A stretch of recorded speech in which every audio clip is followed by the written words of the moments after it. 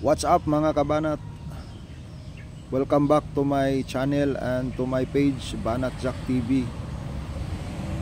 Nakoy nakita mga kabanat no sa kinibang social media. Adunay usa ka bata nga giregaluhan sa iyang parent og kuan kining cellphone. Unya ambot unsay nakaon siyahang utok yang gibundak-bundak ang cellphone kay dili daw siya ganahan kay murag ang iyang gusto is nay something branded ang iyang gusto nga cellphone ba. Kining sakit lang bitaw kay palandungon mga kabanat kay naanay ngunani nga klase sa mga attitude, behavior ang atong mga kabataan karon nga dili na bitaw ma-satisfy kung unsa ang gina-provide sa ilahang mga parent. So ato ganing nakita mga kabanat nga katong parent atong bataa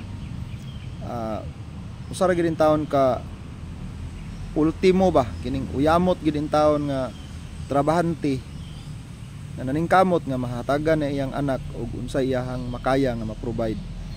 So ako lang gong gusto ipaabot sa atong mga kabataan no kaninyo diha mga kabataan atagin taon ninyo og importansya ang inyong mga ginikanan no yung mga ginikanan samtang naa pa sila ning kalibutan na tagain ninyo importansya kay dili sa tanang higayon nga naa na sila permanente sa inyo.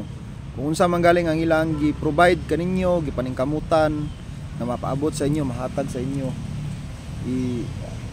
kaning gitawag nga be grateful na lang. So magpasalamaton tag dako ana nga naa tay mga ginikanan nga nakahatag pa sa tua og mga butang nga atong magamit sa atong inadlaw-adlaw nga mga gingbaton, especially sa mga kabataan nga nagtungha pa.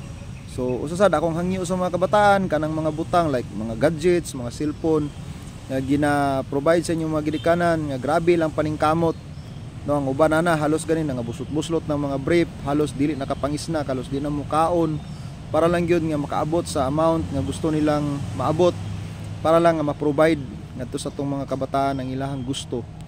No, patagain taw ninyo pakabana mga kabataan no. Tagin taw ninyo pakabana kay dili sa tanang higayon buhi ang inyong mga ginikanan, dili sa tanang higayon nga naa sila sa inyong tapad.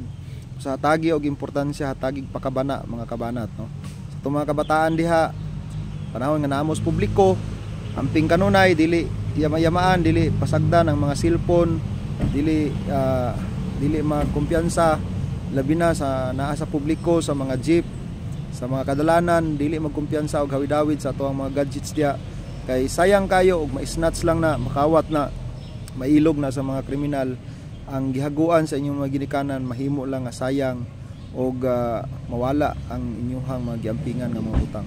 That's all for today's video mga kabanat.